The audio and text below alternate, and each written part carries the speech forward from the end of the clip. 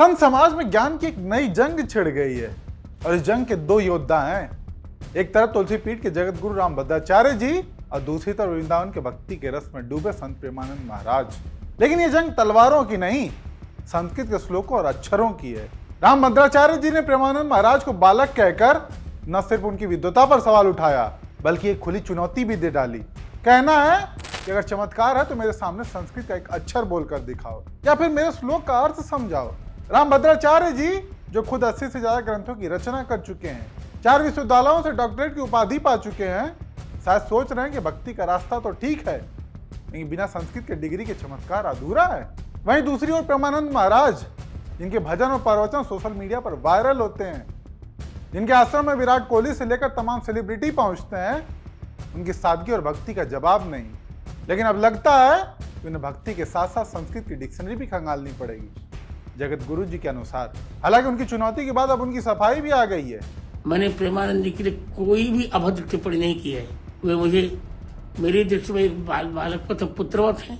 मेरी अवस्था भी बड़ी है। एक आचार्य होने के नाते मैं सबको कहता हूँ संस्कृत का अध्ययन करना चाहिए। जो सामान्य लोग चोला पहन करके वक्तव्य दे रहे हैं जिनको एक अक्षर आता जाता नहीं।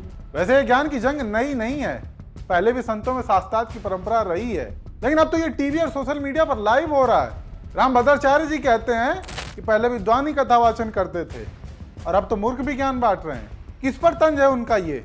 और महाराज अरे ये तो बता दीजिए कि विद्वता का सर्टिफिकेट कौन जारी करेगा? और अगर प्रेमानंद जी ने श्लोक का अर्थ समझा दिया तो क्या आप उन्हें चमत्कारी सर्टिफाइड घोषित करेंगे? इस जंग ने संत समाज को दो खेमों में बांट दिया है। कई संतों ने रामभद्राचार्य जी के बयान की निंदा की और तो और इसे सनातन धर्म की एकता के खिलाफ बताया है। सिद्धपीठ हनुमानगढ़ी के देवसाचार्य महाराज उन्होंने कहा कि ऐसी भाषा उनके पद के अनुरूप नहीं है, जबकि वहीं प्रेमानंद महाराज के समर्थक कह रहे हैं कि भक्ति का रास्ता संस्कृत के श्लोकों से नहीं दिल की सादगी से तय होता है। ऐसे में तो सवाल उठता है कि क्या यह जंग श्लोकों की है या फिर अहंकार और भक्ति की?